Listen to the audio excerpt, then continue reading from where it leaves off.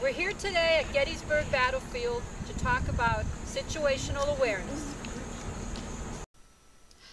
The Department of Homeland Security defines situational awareness as providing the right information at the right time. It is critical to any successful operation. The Battle of Gettysburg is the bloodiest battle ever fought on American soil. It was the clash of two great armies, the Confederate Army of Northern Virginia, commanded by the famous General Robert E. Lee, and the Union Army of the Potomac, led by General George Meade. It was not where they had intended to fight, but it is where destiny brought them. From the time the first shot was fired on July 1st, 1863, and to the last shot on July 3rd, 160,000 men would fight in and around the small market town tucked into the rolling hills of Pennsylvania. 57,000 of them, or roughly 1 in 3, would be killed, captured, wounded, or missing.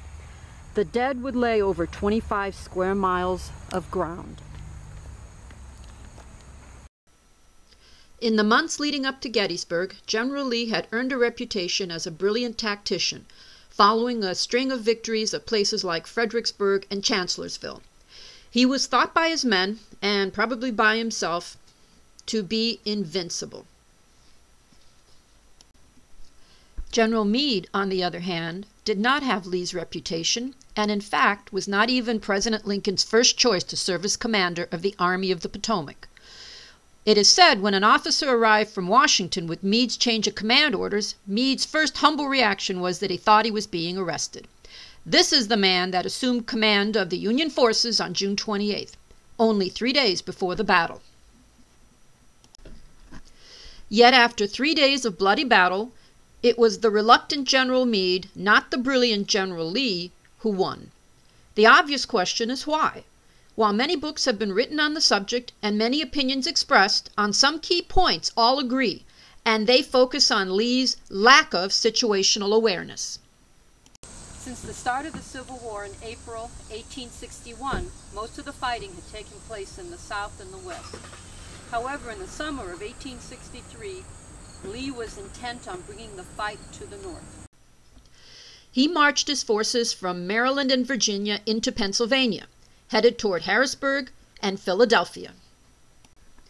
General Jeb Stuart, commander of Lee's cavalry division and his trusted eyes and ears, had been out of contact with Lee since the 3rd week of June. Lee was unfamiliar with the local terrain and without Stuart's cavalry intelligence left in the dark as to the Union troop movements in the area. However, a spy reported that Union forces had crossed the Potomac and were in fact following nearby. Lee ordered his commanders to avoid a general engagement until his entire army was concentrated and he had better information regarding the situation.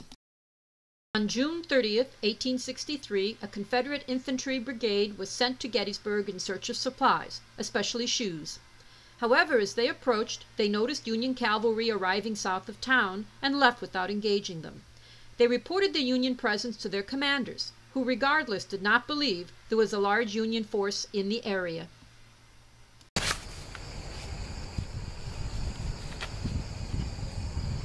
On the morning of July 1st, and despite General Lee's orders not to engage, 2 Confederate infantry brigades were sent to Gettysburg to determine the size of the Union forces, since Stuart's cavalry was still out of contact.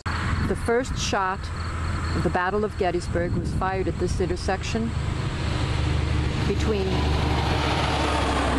Knoxland Road and Chambersburg Pike. Initially, Confederate forces outnumbered Union forces almost 2 to 1, and both sides quickly sent for reinforcements. 2 large Confederate corps, commanded by Lieutenant Generals Richard S. Ewell and A.P. Hill, came in from north and northwest of Gettysburg. The Confederate forces collapsed the Union defenses and pushed them south through the streets of Gettysburg to the hills beyond. Unfortunately for the Confederates, they pushed the Union forces in the direction of one of the most important pieces of terrain in the battle, the high ground known as Cemetery Hill. Here the Union forces regrouped. Lee ordered Ewell to take Cemetery Hill if practicable. In one of the great what-ifs of the battle, Ewell hesitated until it was too late, allowing Union forces to hold Cemetery Hill and the high ground. One reason suggested by historians for Ewell's hesitation is attributed to Stuart's absence, which left Ewell without adequate knowledge of the disposition of the Union forces his men would be up against. Lieutenant General James Longstreet, commander of the 1st Army Corps and one of General Lee's most trusted advisors, urged Lee not to fight at Gettysburg because the Union now held the better terrain. Lee rejected Longstreet's advice, believing he could win. That night, General Meade arrived with reinforcements and prepared for battle the next day.